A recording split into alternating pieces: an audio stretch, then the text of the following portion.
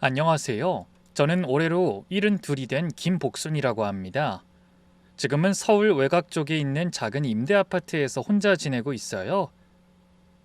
집이 그리 크진 않아도 나이 든 노인네 혼자 살기엔 딱 적당합니다. 가끔 창밖을 내다보면 벌써 가을이 왔는지 바람끝이 제법 매워졌어요. 이런 날은 괜히 마음 한구석이 썰렁해지곤 합니다. 저는 젊었을 때 남편이랑 같이 30년 넘게 분식집을 운영했어요. 동네 초등학교 바로 앞이었는데 그거 왜 있잖아요. 애들 학교 시간 되면 바글바글해지는 그런 작은 가게 말이에요. 새벽같이 일어나서 튀김 튀기고 김밥 말고 떡볶이 판 닦으면서 정말 정신없이 살았습니다. 고소한 기름 냄새가 옷에 다 배도록 일했어도 그 덕에 자식들 공부시키고 남부럽지 않게 키웠으니 고생인 줄도 몰랐죠. 그런데 한 5년 전쯤인가 그 동네가 재개발이 들어간다고 하더라고요. 그래서 하는 수 없이 가게를 접었는데 그러고 나니 마음이 참 허전했습니다. 설상가상으로 가게 문 닫은 지 얼마 안 돼서 남편이 폐암 판정을 받았어요. 평생 담배 한 대 안 피우고 착하게만 산 사람인데 분식집 연기 때문인가 싶어 미안한 마음뿐이었습니다. 병소발한다고 1년 넘게 병원 바닥에서 지냈는데 결국 3년 전 가을에 제 손을 잡고 세상을 떠났습니다. 남편 보내고 나서 홀로 짐을 싸서 여기 서울 외곽 임대 아파트로 들어왔습니다. 처음에는 아는 사람 하나 없는 낯선 동네에서 혼자 지내는 게 참 막막했는데 그래도 시간이 지나니까 또 어떻게든 사라지긴 하더라고요. 아침 일찍 일어나서 단지 한 바퀴 천천히 돌고 마트 가서 반찬거리 몇 개 사오고 저녁에 일일 드라마 한 편 챙겨보는 게 제 하루 일과의 전부였습니다. 자식은 딸 하나 아들 하나 있는데 큰딸 은지는 약사예요.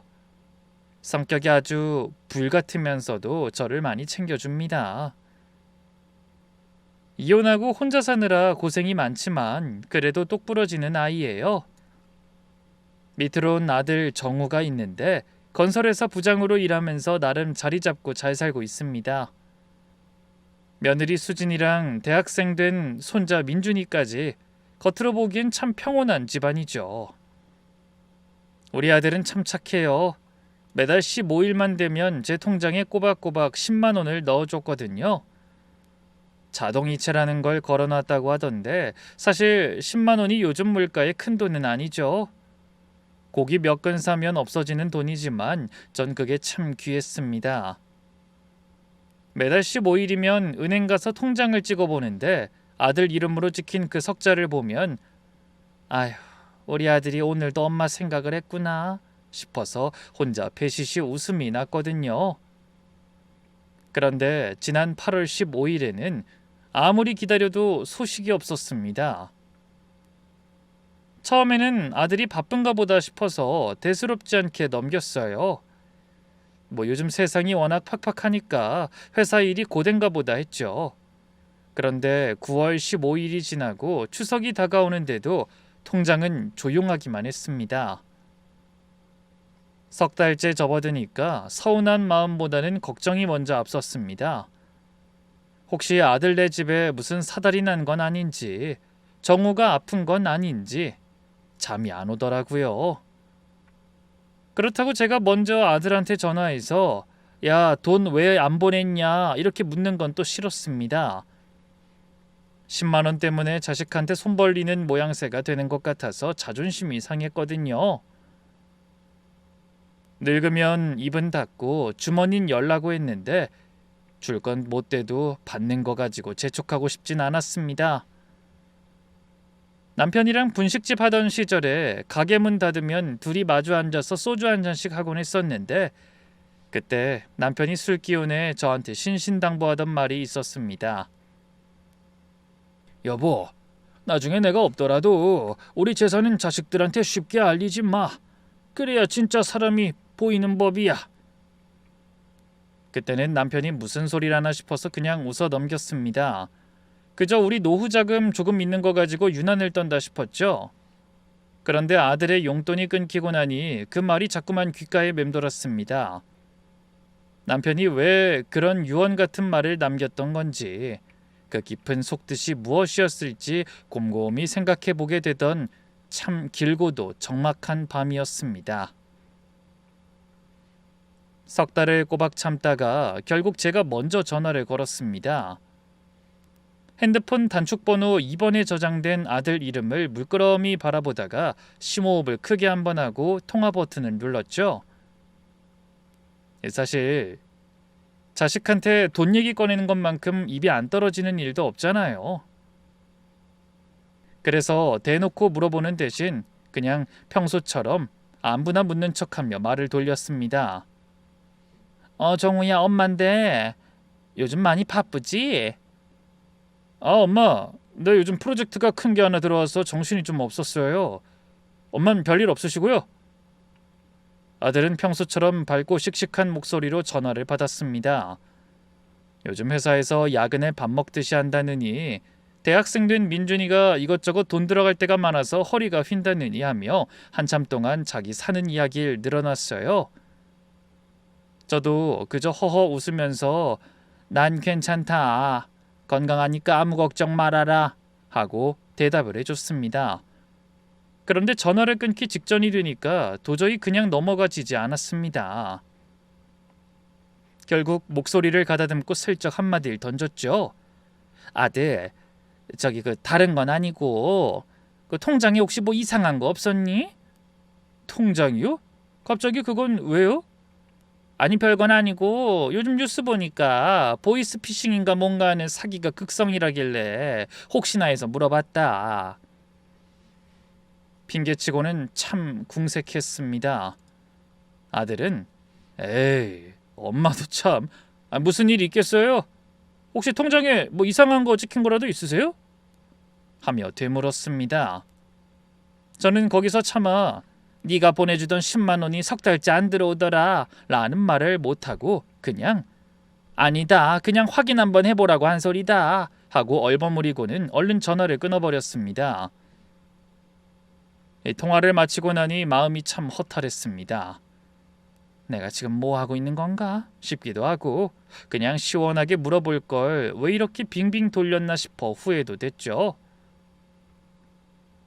그래도 아들이 뭔가 확인은 해보겠지 싶어 멍하니 텔레비전 앞에 앉아 기다렸습니다.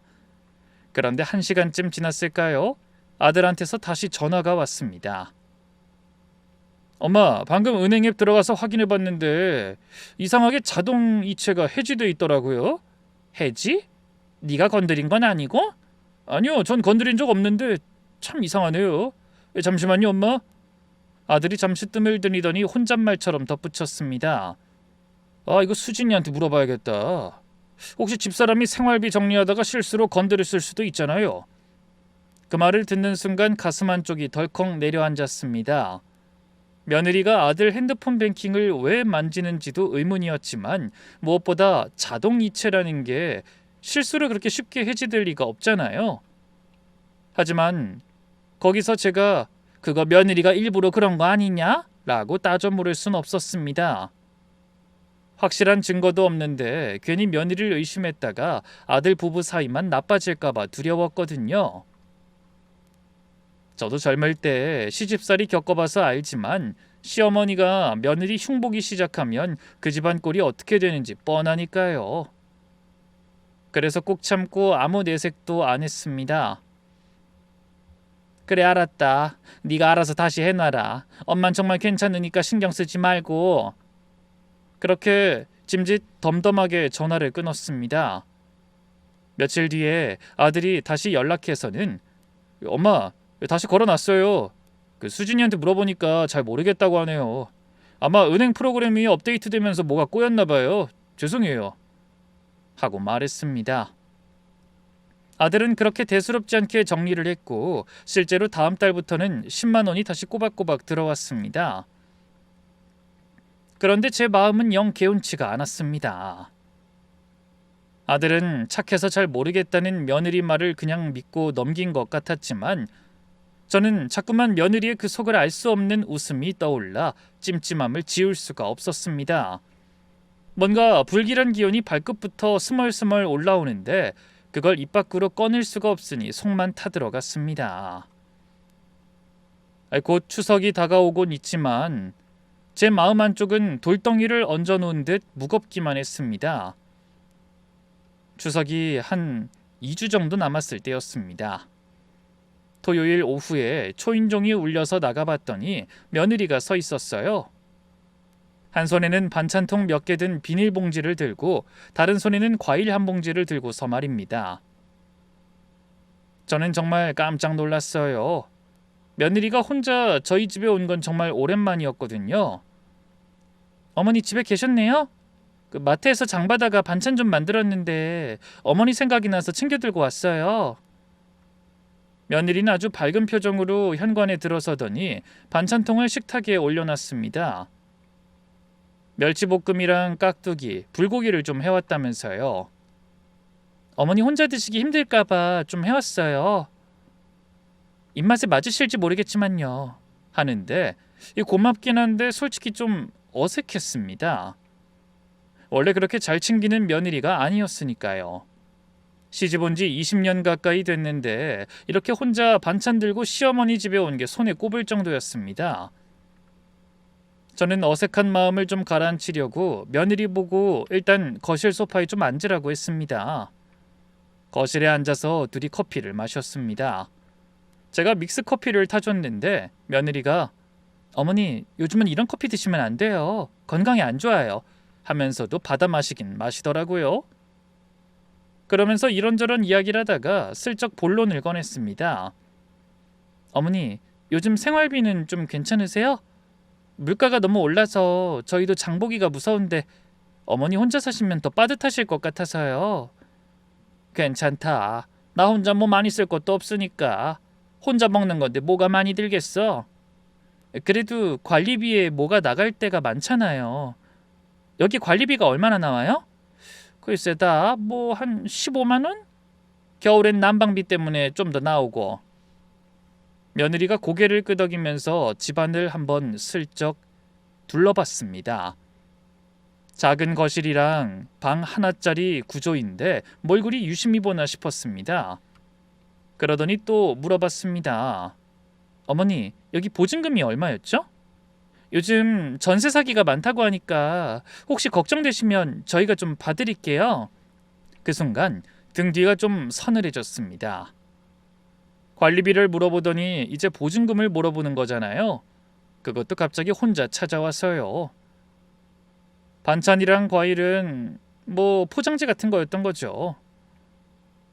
저는 남편이 했던 말이 바로 머릿속에 떠올랐습니다. 재산은 쉽게 알리지 마라. 그래야 진짜 사람이 보인다.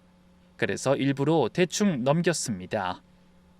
보증금은 뭐 얼마 안 돼. 그냥 적당히 들어와 있는 거야. 전세 사기 그런 건 걱정 안 해도 된다. 여기 공공임대라서. 며느리 표정이 살짝 굳었습니다. 뭔가 더 캐묻고 싶은 눈치였는데 제가 딱 잘라서 말하니까 더 이상 물어보기가 좀 그랬나 봅니다.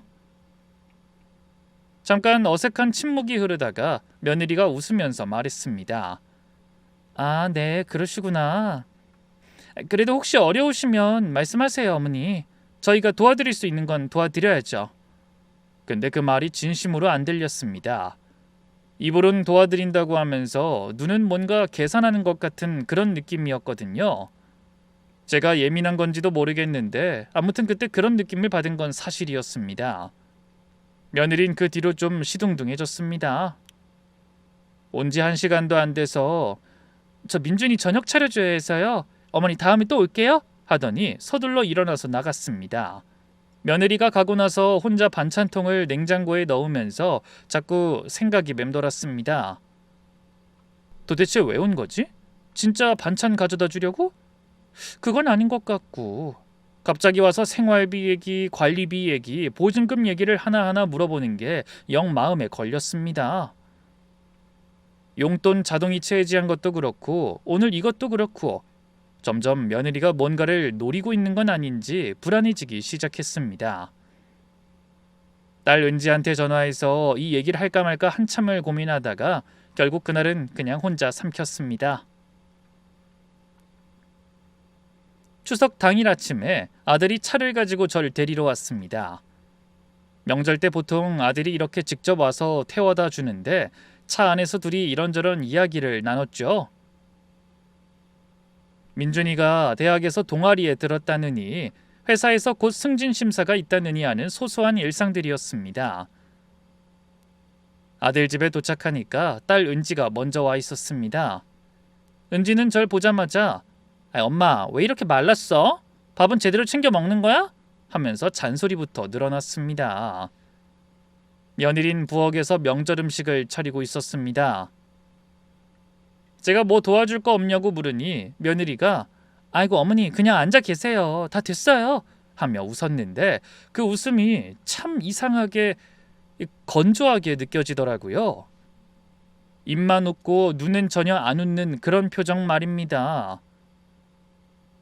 아무튼 식사 준비가 다 되어 온 가족이 밥상에 둘러앉았습니다. 아들 내외랑 은지, 손자 민준이 그리고 저까지 다 모이니 간만에 북적북적했습니다. 민준이가 할머니 오랜만이에요 하며 활짝 웃어주니 기분이 참 좋았습니다. 이 녀석은 어릴 때 저희 분식집에서 떡볶이 얻어먹으며 자란 아이라 저를 참 잘 따랐거든요. 할머니 떡볶이가 세상에서 제일 맛있다고 입에 달고 살던 꼬마가 어느새 대학생이 됐으니 세월이 참 빠르다 싶었습니다. 그렇게 식사를 하던 중에 은지가 아들한테 슬쩍 물었습니다. 정우야, 너 엄마한테 용돈은 잘 보내고 있어?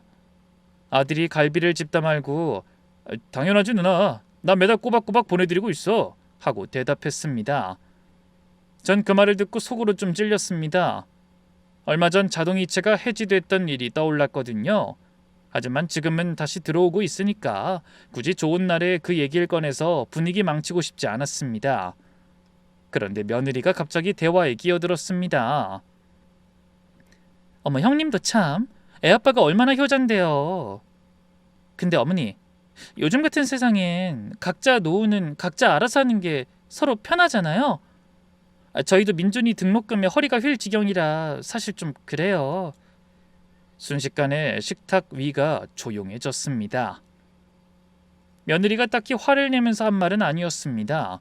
아주 담담하게 마치 당연한 사실을 말하는 것처럼 내뱉었는데 그게 더 가슴에 비수처럼 꽂혔습니다. 은지가 참지 못하고 젓가락을 탁 내려놨습니다. 어이케, 그게 지금 엄마 앞에서 할 소리야? 엄마가 아들한테 용돈 좀 받는 게 뭐가 어때서 그래? 형님, 제가 뭐 틀린 말 했어요? 사실이 그렇다는 거죠. 요즘 젊은 사람들도 다 살기 힘든데 부모님 노후까지 다 떠안으면 저흰 뭘로 살아요? 은지 목소리가 점점 높아졌습니다. 옳게 10만 원이야. 고작 10만 원이라고. 그거 가지고 노후를 떠안는다는 표현까지 써야겠어? 며느리도 지지 않고 바로 받아쳤습니다. 10만 원이란 액수가 문제가 아니라 태도나 마음이 문제라는 거예요, 형님. 부모가 자식한테 기대는 것 자체가 요즘 시대는 안 맞는다는 소리예요. 아들은 양쪽 눈치만 살피면서 명절인데 그만 좀 하지 하는 게 전부였습니다. 며느리 편을 드는 것도 아니고 지 누나 편을 드는 것도 아니고 그저 어물어물 상황만 넘기려고 했습니다. 민준이는 어색한 분위기에 고개를 숙이고 밥만 꾸역꾸역 먹고 있었고요. 결국 제가 은지 팔을 붙잡았습니다. 됐다 은지야. 수진이 말도 틀린 건 아니지. 요즘 세상이 다 그렇다는데 그만해라. 제 입으로 직접 그 말을 내뱉으면서도 속이 참 쓰렸습니다. 틀린 말이 아니라고는 했지만 사실 너무 서러웠습니다. 내가 언제 자식한테 뭘 달라고 떼를 쓴 적이 있나 아니면 짐이 된 적이 있나 싶었습니다. 아들이 알아서 보내주던 그 10만 원이 그렇게나 부담이었으면 진작 말이라도 하지. 굳이 명절 밥상에서 저렇게 돌려 깎듯이 사람을 무한줘야 했나 싶어 가슴이 아릿했습니다. 그 뒤로 밥상 분위기는 완전히 싸늘해졌습니다. 은지는 입을 꾹 다물고 밥만 떠먹었고 며느리는 아무 일 없었다는 듯이 민준이한테 반찬 더 먹으라며 평소처럼 행동했습니다. 아들은 저한테 갈비 더 드시라고 권하면서도 제 눈을 똑바로 못 마주쳤습니다. 저는 그 피하는 눈빛이 더 속상했습니다. 미안하면 미안하다고 한마디를 하든가. 아내한테 그건 좀 심했다고 말이라도 해줘야지. 저렇게 가만히 있는 건 결국 며느리 말에 동조하는 거나 다름없으니까요. 그렇게 명절 식사가 어영부영 끝났습니다. 아들이 다시 차로 저를 집에 데려다 줬는데 차 안에서 아들이 그러더군요. 엄마, 그 수진이 말은 너무 신경 쓰지 마세요. 제가 나중에 잘 얘기할게요. 저는 그냥 그래 하고 짧게 대답했습니다. 집에 들어와 현관문을 닫자마자 참았던 눈물이 왈칵 쏟아졌습니다. 명절날 자식 집에서 밥 한 끼 얻어먹고 돌아와 혼자 우는 늙은이 신세가 됐다니 참 기가 막혔습니다. 남편 살아있을 때는 이런 일이 없었습니다. 남편이 곁에 있을 땐 아무도 저한테 함부로 그런 소리를 못했거든요. 혼자가 되니까 이렇게 만만해지는구나 싶어서 서러움보다 자괴감이 더 컸던 그런 밤이었습니다. 추석이 지나고 며칠 뒤에 은지한테 전화가 왔습니다. 엄마, 나 내일 오후에 약국 좀 비니까 놀러와. 커피 사줄게. 딸이 부르는데 안 갈 이유가 없었죠. 다음날 오후에 은지 약국으로 향했습니다. 은지 약국은 동네 주택가 골목에 있는 작은 약국인데 안쪽에 뒷방이 조그맣게 하나 딸려 있었습니다. 거기에 작은 테이블이랑 의자 2개가 놓여 있어서 은지가 점심을 먹거나 쉴 때 쓰는 공간이었죠. 은지가 커피를 2잔 타와서 마주 앉았는데 표정이 영 편치 않아 보였습니다. 엄마, 추석 때 올케가 한 말 나 아직도 속이 부글부글해. 저는 그냥 넘겨라. 걔도 나름대로 생각이 있으니까 그런 거겠지 하고 대충 넘기려 했는데 은지는 쉽게 물러서지 않았습니다. 엄마는 왜 맨날 그런 식으로 참기만 해? 각자 노후는 알아서 하라고? 난 형편이 안 돼서 돈은 못 보내도 엄마 안색 살피고 반찬에다 나르면서 내 돌인 다 하려고 애쓰는데 그 10만 원이 뭐 엄마 노후 자금이야? 그건 아들이 엄마한테 드리는 효도 용돈이지. 그걸 가지고 노후를 떠안느니 마느니. 내가 들어도 기가 막혀서 정말. 은지는 원래 성격이 그랬습니다. 속에 담아두질 못하고 다 꺼내놓는 스타일이었죠. 저는 그런 딸이 고맙기도 하고 한편으로는 걱정도 됐습니다. 너무 들이받다가 무리하게 될까 봐서요. 그렇지만 저도 계속 혼자 삼키고만 있던 게 답답해서 저도 모르게 결국 자동이체권을 은지한테 털어놔 버렸습니다. 석 달 동안 용돈이 끊겼던 것 하며 정우한테 물어보니 자동이체가 해지되어 있었다는 것, 며느리 본인은 모르는 일이라고 잡아댔던 것까지 전부 다요. 은지가 듣다가 커피잔을 탁 내려놨습니다. 엄마, 그거 올케짓이야. 핸드폰 뱅킹에서 자동이체를 해지했다? 그게 실수로 될 일이야? 올케가 일부러 끄는 거지. 확실한 건 아니잖니. 은행 프로그램이 바뀌면서 오류가 났을 수도 있다고 정우가 그러더구나. 그건 올케가 정우한테 둘러댄 거지. 은행에서 자동이체가 저절로 풀리는 경우가 어딨어. 아무리 프로그램이 바뀌어도 고객이 설정해 놓은 이체가 제멋대로 풀리면 그 은행 난리 나는 거야. 은지 말을 듣고 보니 그것도 맞는 말이었습니다. 저도 모르게 속에 담아뒀던 불안함이 터져나왔죠. 은지야, 사실은 추석 전날에 네 올케가 혼자 찾아왔었어. 반찬 몇 가지 들고 와서 살갑게 굴더니 갑자기 이 집 보증금이 얼마냐고 묻더구나. 제 말을 듣던 은지가 미간을 찌푸리며 멈칫했습니다. 보증금? 올케가 갑자기 엄마 집 보증금 액수를 왜 물어봐? 엄마, 그거 진짜 이상하다. 20년 동안 몇 번 드나들지도 않던 사람이 갑자기 와서 그런 걸 왜 이렇게 물어? 은지가 한숨을 쉬며 덧붙였습니다. 엄마, 나 솔직히 올케가 무슨 생각하는 건지 좀 무서워지려고 해. 용돈 끊긴 것도 그렇고 갑자기 보증금 확인하러 온 것도 그렇고 뭔가 심상치 않아. 저는 한참 동안 아무 말도 못했습니다. 딸이 이렇게까지 말하니 저도 불안해지긴 했지만 그래도 며느리를 대놓고 나쁜 사람 취급하고 싶진 않았거든요. 아들이 고심해서 데려온 사람인데 말이죠. 은지야, 알겠다. 근데 네가 나서 정우한테 따지고 그러진 마라. 부부 사이 안 좋아지면 결국 피해는 민준이한테 가는 거야.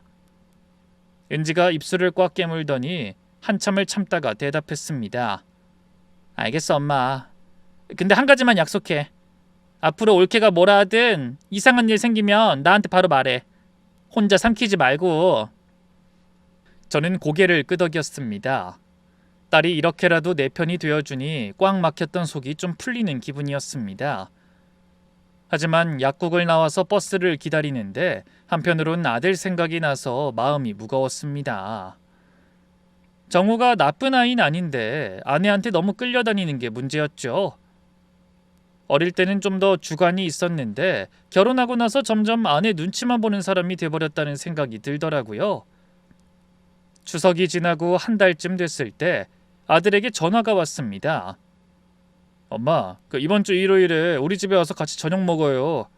수진이가 어머니 좋아하시는 버섯 불고기 전골 끓인다고 하네요.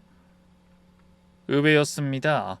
보통은 제가 먼저 아들한테 언제 보냐고 물어야 겨우 날짜를 잡는 편인데 아들 쪽에서 먼저 부르는 건 명절 말고는 참 드문 일이었거든요. 일요일 오후에 아들 집을 찾았습니다. 현관에서 맞이하는 며느리의 표정이 평소와는 딴판이더군요. 추석 때 그 차갑고 건조하던 눈빛이 아니라 어색할 정도로 상냥했습니다. 어머니 어서 오세요. 날씨가 부쩍 추워졌는데 오시느라 고생 많으셨죠? 하며 제 외투까지 받아주는데 저는 속으로 여간 당황스러운 게 아니었습니다. 불과 얼마 전까지만 해도 각자 노후는 알아서 하자던 사람이 갑자기 이러니까요. 전골을 비워갈 때쯤 며느리가 슬그머니 숟가락을 내려놓더니 진지한 표정을 지었습니다. 어머니, 사실 오늘 어머니 모신 건 드릴 말씀이 있어서예요. 그 소리에 가슴이 철렁 내려앉았습니다. 또 무슨 모진 소리를 하려고 저러나 싶었거든요. 그런데 며느리 입에서 나온 말은 전혀 예상 밖이었습니다. 저희가 부부끼리 얘기를 많이 했는데요. 어머니 혼자 사시는 게 내내 마음에 걸리더라고요. 겨울에 혼자 계시면 위험하기도 하고 요즘 독거노인 사고도 많잖아요. 그래서 저희 집 작은 방으로 들어오시는 게 어떨까 싶어서요. 이제 저희랑 같이 살아요, 어머니. 저는 그 말을 듣고 한동안 아무 대답도 할 수 없었습니다. 정말이지 저희 며느리 입에서 이런 제안이 나올 줄은 꿈에도 몰랐거든요. 옆에 있던 아들이 얼른 거들었습니다. 엄마, 저도 그게 좋을 것 같아요. 작은 방 비워뒀으니까 엄마 쓰시면 딱이거든요. 민준이도 할머니 오시면 좋아할 거예요. 아들 얼굴을 보니 진심인 것 같았습니다. 눈에는 저를 걱정하는 기색이 역력했고 며느리가 먼저 이 얘기를 꺼내준 것에 본인도 고마워하는 눈치였죠. 솔직히 마음이 많이 흔들렸습니다. 혼자 사는 게 외롭지 않다면 거짓말이고 아들이 같이 살자는데 마다할 엄마가 어딨겠습니까? 하지만 추석 때 며느리가 했던 말이 자꾸 귓가에 맴돌았습니다. 각자 알아서 하자던 사람이 갑자기 합가라니. 이 급격한 변화가 선뜻 믿기지 않았던 겁니다. 내가 좀 생각을 해보마. 그렇게 대답하고 돌아오자마자 은지한테 전화를 걸었습니다. 은지야, 정훈애가 나더러 같이 살자고 하는구나? 뭐? 갑자기? 올케가 먼저 그랬어? 응, 네 올케가 먼저 얘기를 꺼내더구나. 작은 방 비어있으니 들어오시라고. 전화기 너머로 은지의 깊은 한숨 소리가 들려왔습니다. 엄마, 올케가 추석 때 뭐라고 했는지 벌써 잊었어? 각자 노후는 알아서 하라고 하던 사람이 갑자기 왜 그래? 이건 분명 뭐가 있는 거야. 그래도 아들이 저렇게 원하는데 내가 어떻게 매정하게 거절하겠니? 정우 표정을 보니 정말 내가 걱정돼서 그러는 것 같더구나. 엄마, 정우야 진심이겠지. 근데 올케가 갑자기 태도를 바꾼 데는 분명 이유가 있을 거라니까. 지난번에 보증금 물어봤던 거 기억 안 나? 엄마가 들어가면 임대 아파트 빼야 하잖아. 그 보증금이 결국 어디로 가겠어? 은지 말을 듣고 보니 그런 쪽으로 의심이 안 가는 건 아니었습니다. 하지만 저는 은지만큼 사람을 몰아세우며 사는 게 체질이 맞지 않았습니다. 며느리가 좀 야박한 면은 있어도 설마 전세 보증금 때문에 저런 연극까지 하겠나 싶은 마음이 컸던 거죠. 은지야, 내가 좀 더 고민해보마. 아직 확답 준 건 아니니까 너무 걱정 마라. 엄마, 가더라도 절대 보증금은 넘겨주지 마. 그것만은 나랑 꼭 약속해. 알겠다, 알겠어. 전화를 끊고 나서도 한참을 고민했습니다. 딸내미 말도 일리가 있고 그렇다고 아들의 간곡한 청을 뿌리치기도 힘들었습니다. 혼자 이 좁은 집에서 또 시린 겨울을 나야 한다고 생각하니 마음이 더 무겁기도 했고요. 결국 며칠 뒤 아들에게 전화를 걸어 그래 들어가마 하고 대답했습니다. 은지한텐 미안했지만 아들이 저렇게 진심으로 원하는데 딸 말만 듣고 거절하는 건 부모도리가 아닌 것 같았습니다. 11월 초에 이사를 했습니다. 짐이라고 해봐야 평생 입어온 옷가지 몇 벌이랑 이불, 남편 영정사진, 그리고 손때 묻은 자잘한 살림살이가 전부였죠. 남편 떠나고 나서 혼자 외로움을 버텨왔던 집인데 막상 떠나려니 마음 한구석이 텅 빈 것처럼 아쉬웠습니다. 그래도 아들이랑 같이 산다는 생각에 설레는 마음도 컸어요. 이제는 적막한 방에서 혼자 밥을 먹지 않아도 된다는 것만으로도 큰 위안이 됐으니까요. 아들이 회사 반차를 내고 와서 짐을 옮겨줬습니다. 평생의 살림이 승용차 트렁크에 2번 실으니 끝이 났죠. 아들 집 작은 방에 짐을 풀었는데 방이 한 4평 정도 되는 좁은 공간이었습니다.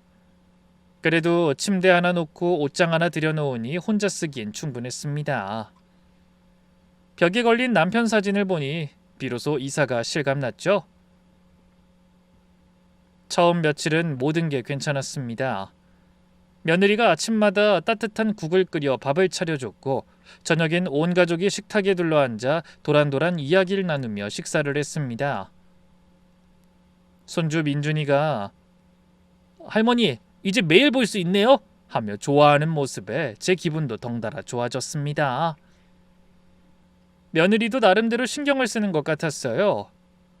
제가 좋아하는 된장찌개를 끓여준다든지 식후에 과일을 깎아서 방에 갖다 놓는 정성을 보였거든요. 이렇게만 지내면 되겠구나. 은지가 괜한 걱정을 했구나 싶어 안심이 됐습니다. 그런데 이사를 한 지 열흘쯤 됐을 때였습니다. 저녁 설거지를 하던 며느리가 슬쩍 말을 꺼내왔습니다. 어머니, 그 살던 임대 아파트 계약 정리는 다 하셨어요? 아직이다. 그 부동산에 연락은 해놨는데 서류 절차가 좀 걸린다고 하더라. 빨리 정리하시는 게 좋아요. 빈집으로 그냥 놔두면 아까운 관리비만 꼬박꼬박 나가잖아요. 목돈인 보증금도 계속 묶여있는 거고요. 그 말 자체는 틀린 말은 아니었습니다. 하루라도 빨리 정리해서 관리비라도 아끼는 게 자식들 도와주는 길이라 생각했죠. 그래서 저도 그래 뭐 빨리 정리해야지 하고 대수롭지 않게 넘겼습니다. 며칠 뒤 드디어 임대아파트 보증금이 정리되어 제 통장에 입금됐습니다. 평생 아끼고 모아온 소중한 3,800만 원이었죠. 그런데 그 돈이 들어온 날 저녁 며느리가 기다렸다는 듯 또 말을 꺼냈습니다. 이번엔 아들도 옆에 나란히 앉아 있었어요. 어머니, 보증금 정리되셨다면서요. 그 큰 돈을 어머니가 계속 들고 계시면 마음이 불안하시잖아요. 요즘 세상이 흉악한데 저희한테 맡기세요. 어머니 생활비로 요긴하게 쓸 테니까요. 순간 은지가 신신당부하던 목소리가 번개처럼 머릿속을 스쳤습니다.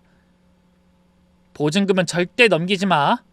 하지만 아들 내외가 앞에 앉아 저를 빤히 쳐다보고 있는데 대놓고 거절하기가 참 난처했습니다. 아들도 고개를 끄덕이며 거들었고요. 야, 엄마, 수진이가 살림을 워낙 똑소리나게 잘하니까 그냥 맡겨도 돼요. 필요하실 때 말씀하시면 언제든 드릴게요. 저는 처음에 글쎄다, 내가 좀 더 생각해 볼게 하고 좋게 넘기려 했습니다. 그런데 그날 이후로 며느리의 태도가 미묘하게 달라졌습니다. 하루 이틀 간격으로 제 곁에 와서 슬쩍슬쩍 찔러댔죠. 어머니, 요즘 보이스피싱이 어르신들 통장만 노린다는데 그런 큰 돈 넣어두시면 정말 위험해요. 어머니, 그 돈 저희가 안전하게 적금이라도 들어드릴까요? 말끝마다 그 보증금 이야기가 빠지지 않았습니다. 심지어 아들까지 퇴근하고 돌아오면 제 방에 들러 엄마, 수진이 말이 맞아요. 그렇게 큰 돈 들고 계시면 저도 회사에서 일이 손에 안 잡히고 걱정돼요. 하며 한숨을 쉬었습니다.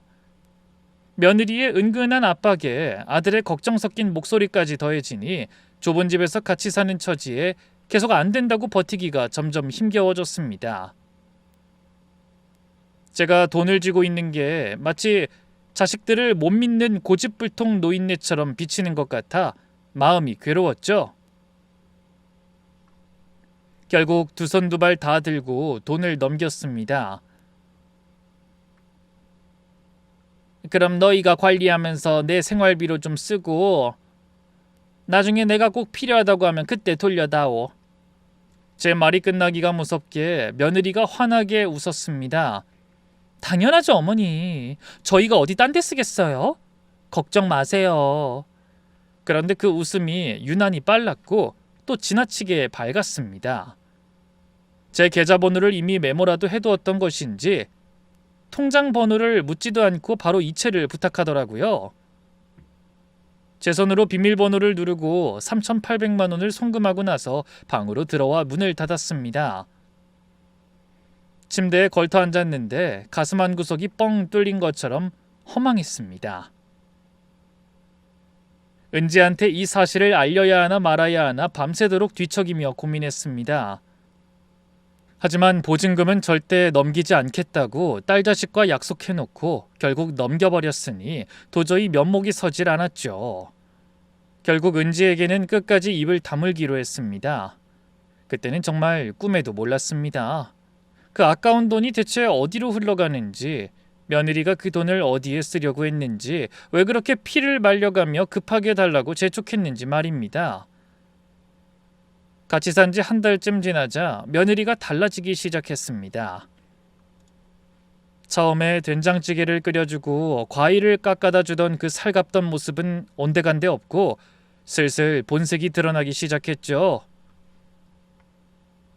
아침에 제가 거실에 나와 앉아있으면 며느리가 대놓고 눈치를 주며 한마디씩 던졌습니다. 어머니, 거실 온풍기 틀지 말고 방에서 전기장판 쓰세요. 전기세가 장난이 아니거든요. 제가 TV를 보고 있으면 어머니, 채널 소리가 너무 커요. 민준이가 시끄러워서 공부를 못하겠대요. 하고 반찬을 한두 가지 해놓으면 어머니, 냉장고도 좁은데 반찬을 이렇게 자꾸 만드시면 곤란해요. 라며 타박을 했습니다. 한두 번이면 그러려니 하겠는데 매일같이 사소한 것 하나하나 지적을 하니 점점 숨이 막히고 눈치가 보였습니다. 제가 숨을 쉬고 움직이는 모든 것이 그 아이 눈에는 거슬리는 모양이었습니다. 그래도 처음에는 꼭 참았습니다. 자식 집에 얹혀 사는 처지에 내가 좀 맞춰야지 하는 마음이었으니까요. 하지만 시간이 흐를수록 며느리의 태도는 점점 더 노골적으로 변해갔습니다.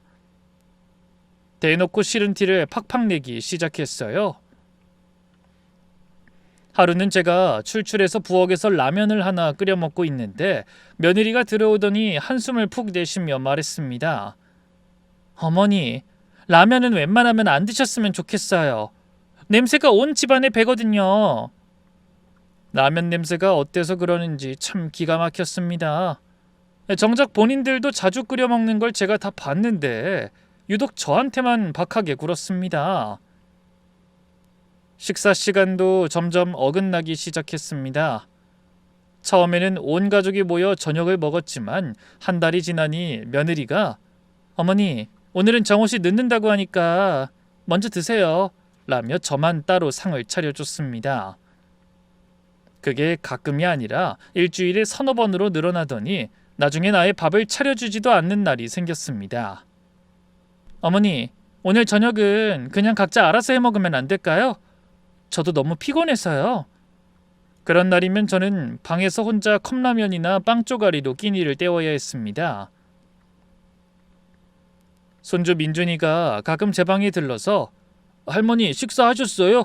하고 물어보면 가슴이 미어지는 것 같았습니다. 할머니 벌써 먹었어 하고 거짓말을 했습니다. 손자한테까지 할머니가 밥도 못 얻어먹고 있다는 걸 알리고 싶지 않았거든요. 제일 서러운 건 아들이 이 모든 상황을 전혀 모른다는 사실이었습니다.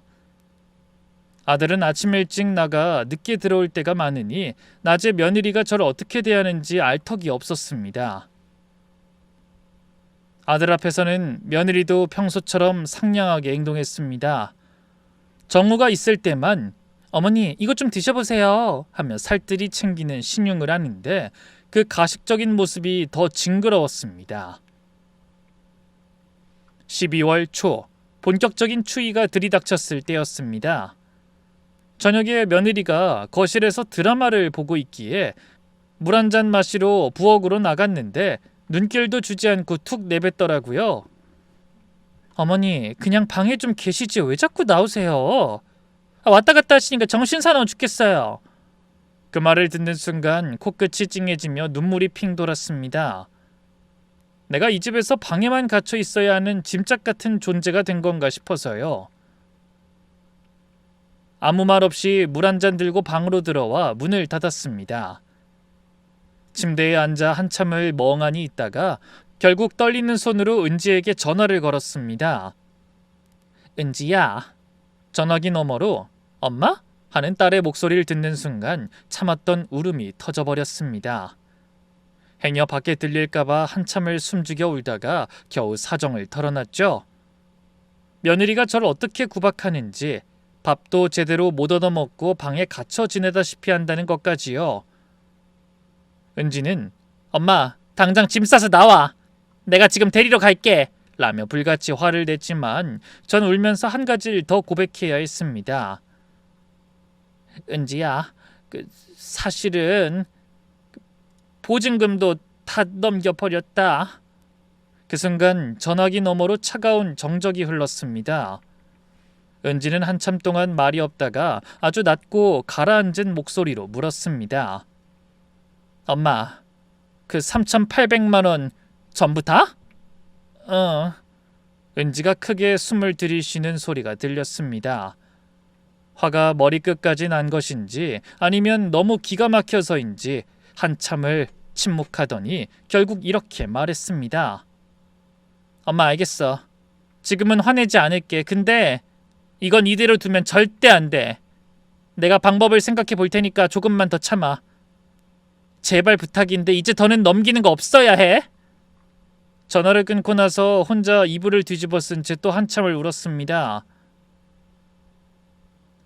은지랑 약속까지 해놓고 못 지킨 게 너무 부끄럽고 이 나이 먹고 자식 집에서 이 꼴이 된 게 참으로 비참했습니다. 12월 중순 민준이가 겨울방학에 들어갔습니다. 학교에 가지 않으니 낮에도 집에 머무는 날이 많아졌죠. 방학 전까지만 해도 민준이가 아침 일찍 나갔다 저녁에야 돌아오니 낮 동안 제 엄마가 저를 어떻게 대하는지 알 턱이 없었습니다. 그런데 방학이 되면서 아이가 그 살풍경한 장면들을 직접 목격하기 시작했습니다. 하루는 제가 거실에 나와 물을 마시고 있는데 며느리가 어머니 저 지금 청소하려고 하니까 방에 좀 들어가 계시면 안 돼요? 하고 또 한마디 던졌습니다. 그때 민준이가 방문을 살짝 열고 그 상황을 지켜보고 있었나 봅니다. 며느리가 휑하니 부엌으로 가버려서 민준이가 조용히 제 방까지 따라 들어왔습니다. 할머니 괜찮아요? 괜찮아. 엄마가 청소한다니까 할머니가 좀 비켜줘야지. 민준이는 침대 끝에 걸터앉아 한참을 망설이더니 어렵게 입을 열었습니다. 할머니, 근데 엄마가 할머니한테 좀 심한 것 같아요. 어제도 할머니 방에 난방 켜지 말라고 소리 지르고 밥도 제대로 안 차려주잖아요. 아니야, 엄마가 살림하느라 바빠서 그런 거지. 할머니가 늙어서 좀 불편하게 해서 그래. 그런 게 아니잖아요. 할머니가 도대체 뭘 잘못했다고 그래요? 민준이의 커다란 눈망울이 금세 빨개졌습니다. 어릴 때부터 유독 마음이 여린 녀석이었죠. 분식집에서 떡볶이를 먹다가도 할머니 고생하신다고 눈물 짓던 꼬마가 몸은 컸어도 그 고운 마음씨는 그대로였습니다. 할머니, 나 엄마한테 말할까요? 할머니한테 이러지 말라고요. 아니다, 절대 그러지 마라. 네가 엄마한테 대들면 너까지 불편해져. 할머니는 정말 괜찮으니까 신경 쓰지 마. 민준이는 고개를 끄덕이긴 했지만 표정은 영 풀리지 않은 기색이었습니다. 방을 나가면서 저를 돌아보는 그 안쓰러운 눈빛에 가슴이 미어지는 것 같았죠. 손주한테까지 이런 못난 꼴을 보여야 하나 싶어 마음이 참 아팠습니다. 그런데 며칠 뒤 은지한테서 전화가 왔습니다. 평소와 달리 목소리가 아주 차분했어요. 너무 고요해서 오히려 등줄기가 서늘해질 정도였습니다.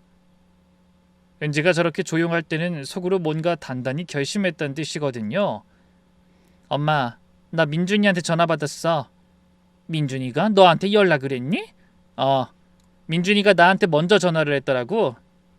엄마가 할머니한테 너무하다고 이러면서 울먹거리는데 정말 피가 거꾸로 솟는 줄 알았어. 저는 깜짝 놀라 아무 말도 못했습니다. 직접 엄마한테 따지는 것보다 알리는 게 낫겠다고 판단한 그 영악함이 대견하면서도 한편으론 얼마나 못 볼 걸 많이 봤으면 그랬을까 싶어 미안함이 앞섰습니다. 은지야, 민준이가 또 뭐라더냐? 할머니 밥도 제대로 안 챙겨주고 방에서 나오지도 못하게 한대. 그리고 엄마가 아빠 몰래 택배를 엄청나게 시키는데 아빠 출근하고 나면 그때만 몰래 받는다고 하더라. 아빠한텐 절대 말하지 말라고 입단속까지 시켰대. 은지는 잠시 말을 멈췄다가 낮게 읊조리듯 이었습니다. 엄마, 나 그 얘기 듣고 올케 이름으로 된 것들 좀 수소문해봤어. 내 주변 약사들이나 아는 인맥 동원해서 알아보니까 뭔가 좀 이상해. 자세한 건 더 확인해봐야겠지만 민준이 말이 사실이면 올케가 정우 몰래 딴주머니를 차고 돈을 펑펑 쓰고 있는 거야. 그 말을 듣는 순간 가슴이 쿵 하고 내려앉았습니다. 며느리 손에 넘겨준 보증금 3,800만 원이 곧장 떠올랐기 때문이죠. 그 귀한 돈이 정말 생활비로 쓰이고 있는 것인지 아니면 며느리의 정체 모를 구멍으로 빠져나가고 있는 것인지 눈앞이 캄캄했습니다. 은지야, 그래도 올케 뒤를 그렇게 캐고 다니면 좀... 엄마, 이건 뒤를 캐는 게 아니라 엄마 생명줄 같은 돈을 지키는 거야. 3,800만 원이 지금 어디로 증발했는지도 모르잖아. 나한테 맡겨. 내가 확실히 알아낼 테니까. 은지의 목소리엔 이젠 단 한 걸음도 물러날 기색이 없었습니다. 저 역시 이번만큼은 딸을 말리지 않았습니다. 솔직히 저도 이젠 알아야겠다는 오기가 생겼거든요. 며느리의 그 가식적인 미소 뒤에 무엇이 숨어 있는지 말입니다. 은지가 본격적으로 움직이기 시작했습니다.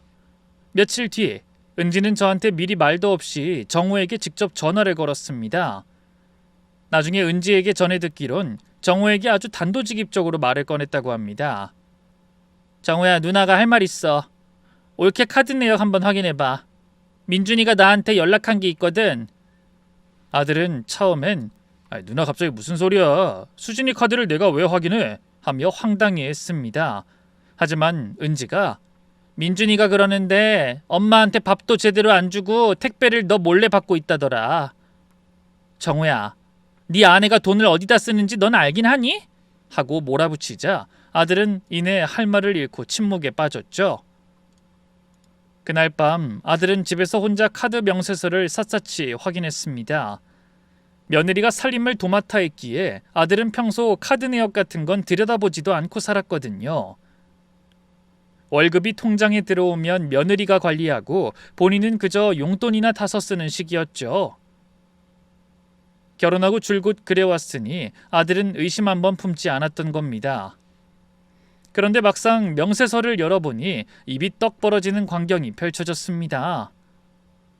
매달 카드 사용액이 300만 원에서 400만 원 사이를 오가고 있었거든요. 아들 월급이 520만 원인데 거기서 카드값만 그만큼 빠져나가면 남는 게 없지 않겠습니까? 게다가 며느리 명의의 계좌에서 친정 쪽으로 매달 100만 원에서 150만 원씩 꼬박꼬박 송금된 내역도 있었습니다.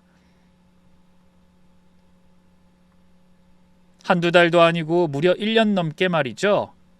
심지어 넉 달 전에는 며느리의 친정오빠 계좌로 800만 원이 한꺼번에 빠져나간 기록까지 터져나왔습니다. 아들이 밤늦게 은지에게 다시 전화를 걸었습니다. 누나, 이거 진짜 이상해. 나 내일 수진이한테 꼭 물어볼게. 그러자 은지는 물어보기 전에 엄마 보증금 3,800만 원 어디 갔는지부터 확인해. 올케가 생활비로 쓴다고 가져간 돈이 다 어디로 증발했는지 낱낱이 추궁해. 하며 쐐기를 박았습니다. 다음날 저녁이었습니다. 아들이 평소보다 일찍 퇴근하고 들어왔습니다. 저는 제 방에 죽은 듯이 앉아 있었는데 거실에서 아들이 며느리에게 말을 꺼내는 소리가 들려왔습니다. 수진아, 나 오늘 카드 명세서 봤어. 뭐? 갑자기 그걸 왜 봐? 매달 카드값이 300만 원이 넘게 찍히는데 이게 다 뭐야? 그리고 너 친정에 매달 돈 보내고 있었어? 오빠한테 800만 원 또 왜 보낸 거고? 며느린 잠시 당황한 것 같았지만 이내 독이 오른 목소리로 소리를 높였습니다. 우리 오빠가 지금 사업이 안 돼서 얼마나 힘든데 가족끼리 돕는 게 당연한 거 아니야? 그리고 카드값은 다 집안 살림에 쓴 거야. 당신이 벌어오는 돈으로 이 집 꾸려나가는 게 얼마나 빠듯한지 알기나 해? 살림에 쓴 건 알겠는데 그럼 엄마 보증금 3,800만 원은? 그건 엄마 생활비로 쓴다고 가져갔잖아. 한 달 만에 그 돈이 다 어디로 간 거냐고? 그것도 생활비에 보탠 거야. 어머니 드시는 거, 난방비 이것저것 합치면 돈이 얼마나 드는 줄 알아? 한 달에 3,800만 원이 생활비로 나간다고? 말이 되는 소리를 해! 목소리는 점점 험악해졌습니다. 저는 방 안에서 그 날선 소리들을 고스란히 듣고 있었습니다. 며느리는 당신은 맨날 돈만 가져다 주면 다인 줄 알지? 살림이 얼마나 고된지 알기나 해? 하며 비명을 질렀고 아들도 내가 모르는 사이에 뒤에서 이런 짓을 꾸미고 있었어? 하며 거칠게 받아쳤습니다. 부부싸움 소리를 듣고 있자니 가슴이 갈기갈기 찢어지는 것 같았습니다. 저 때문에 아들 내외가 파탄이 나는 건가 싶어 괴로우면서도 제 생명줄 같은 보증금 3,800만 원이 어디로 사라졌는지 생각하면 억울함이 치밀었죠. 이러지도 저러지도 못한 채 방에서 이불만 꽉 움켜쥐고 앉아 있었습니다. 한참 뒤에 현관문이 쾅 하고 닫히는 소리가 났습니다. 며느리가 나간 것인지 아들이 나간 것인지 알 수 없었지만 집안은 순식간에 정적에 휩싸였습니다. 그 갑작스러운 고요함이 오히려 비명보다 더 무섭게 느껴졌습니다. 은지가 판을 짰습니다. 연말 가족 모임을 핑계로 아들 집에 모두 모인 자리였죠. 며칠 전 아들과 며느리가 돈 문제로 크게 한바탕 했지만 은지는 이번 기회에 며느리가 숨겨온 인간적인 실체까지 뿌리를 뽑을 작정이었습니다. 은지가 제게 전화를 걸어 낮게 읊조리듯 말했습니다. 엄마, 정우가 카드 명세서 본 걸로 끝내면 안 돼. 오늘 다 모여서 그 여자가 엄마한테 어떻게 했는지 민준이가 뭘 봤는지 다 터뜨릴 거야. 엄만 그냥 가만히 앉아만 있어. 알겠다고 대답은 했지만 전화를 끊고 나서 혼자 한참을 고민했습니다. 그러다 장롱 깊숙이 숨겨뒀던 낡은 보자기를 꺼냈죠. 그 안에는 남편이 죽기 전 제 손에 쥐어주며 사람은 돈 앞에서 변하니 죽을 때까지 아무한테도 알리지 마라 라고 신신당부했던 통장 3개가 들어있었습니다.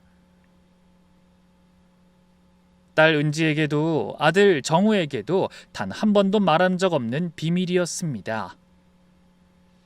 연말 일요일 오후 아들 집 거실에 온 가족이 모였습니다. 며느린 이미 아들과 대판 싸운 뒤라 그런지 잔뜩 독이 오른 표정으로 소파 끝에 앉아 있었죠. 자리에 앉자마자 은지가 가방에서 서류 뭉치를 꺼내 식탁 위에 내던졌습니다. 며느리가 빼돌린 카드 명세서와 친정 송금 내역이었습니다. 이렇게 정우한텐 대충 둘러댄 모양인데 나한텐 안 통해. 엄마 보증금 3,800만 원까지 손댄 거 이거 횡령인 거 알아? 그리고 민준이가 다 봤대. 엄마 밥도 안 차려주고 방에서 나오지도 못하게 구박했다며? 은지의 서슬퍼런 추궁에 아들의 얼굴이 참담하게 일그러졌습니다. 은지에게 들어 대충 알곤 있었지만 막상 가족들 앞에서 그 실상이 낱낱이 밝혀지자 아들은 고개를 들지 못했죠. 그런데 며느린 반성하긴커녕 하얗게 질린 얼굴로 악착같이 받아쳤습니다. 그래요. 형님 말대로 우리 오빠 좀 도와줬어요. 그게 뭐 어때서요? 가족인데 당연히 도울 수 있는 거 아니에요? 그리고 카드 빚은 전부 이 집 살림하느라 생긴 거예요. 형님은 입만 살아서 떠들면 다지만 시어머니까지 모시고 사느라 돈이 얼마나 드는지 형님이 알기나 해요? 돈 한 푼 없는 노인네 수발 드느라 내 인생만 망가졌다고요. 그렇게 억울하면 형님이 돈이라도 좀 보태주든가요. 그 독설이 비수가 되어 가슴에 꽂히는 순간 저는 결심했습니다. 가방에서 보자기에 쌓인 통장 3개를 꺼내 식탁 위에 나란히 올려뒀습니다. 은지조차 엄마 이게 뭐야? 하며 눈을 동그랗게 떴습니다. 아들이 떨리는 손으로 통장 잔고를 확인하더니 숨을 멈췄습니다. 엄마 이게 다 뭐야? 9억이 넘어? 평생 분식집을 하며 아끼고 모은 돈으로 남편이 사뒀던 상가 임대 수익과 토지 매각 대금이었습니다. 딸도 아들도 처음 보는 거액이었죠. 며느린 핏기가 싹 가신 채 입만 벌리고 있었습니다. 저는 담담하게 며느리를 내려다보며 말했습니다. 내가 진짜 돈 한 푼 없어서 너희 집에 얹혀 살려고 들어온 줄 아니? 정우가 매달 보내준 그 10만 원은 나한테 돈이 아니라 엄마를 잊지 않고 있다는 자식의 마음이라서 귀하게 받았던 거다. 그런데 넌 그 귀한 마음을 네 멋대로 끊어버리고 날 방에 가둬놓고 내 보증금까지 뜯어먹었지. 사람이 그러면 안 되는 거야. 거실은 찬물을 끼얹은 듯 고요해졌습니다. 며느린 고개를 숙인 채 사시나무 떨듯 떨었고 아들은 통장을 쥔 채 멍하니 절 바라봤습니다. 은지는 입술을 꽉 깨물고 눈물을 삼켰고 손주 민준이만 눈물을 글썽이며 제 손을 잡았습니다. 그날 이후 아들은 무섭도록 단호해졌습니다. 평생 착하기만 했던 아들이 처음으로 제 목소리를 낸 것이었죠. 며느린 식탁 위에 놓인 9억 통장을 보더니 제 발치에 넙죽 엎드려 바짓가랑이를 붙잡고 매달렸습니다. 어머니, 제가 몰라서 그랬어요. 한 번만 용서해 주세요. 앞으로는 정말 친엄마처럼 잘 모실게요.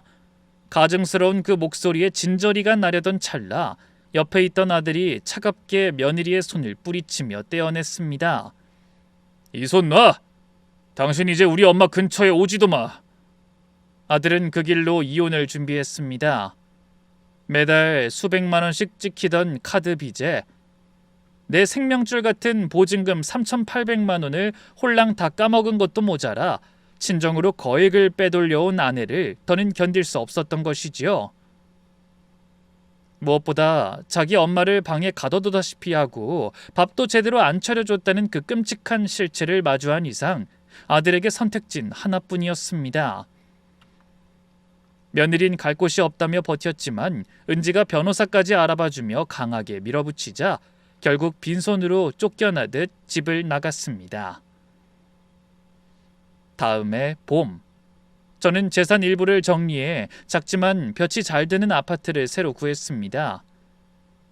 남편이 남긴 상가 임대 수익으로 생활하니 더는 누구 눈치를 볼 필요도 아들의 10만 원에 가슴 졸일 일도 없었죠. 은지는 주말마다 반찬을 해들고 와서 엄마, 이제 좀 사람 사는 집 같네? 하며 웃어줍니다. 민준이도 격주로 제 집에 와서 밥을 먹습니다. 녀석은 이제 제법 컸다고 식탁에 앉아 할머니, 고기가 너무 맛있어요. 하며 밥그릇을 싹싹 비우고 다 먹은 그릇은 설거지도 직접 합니다.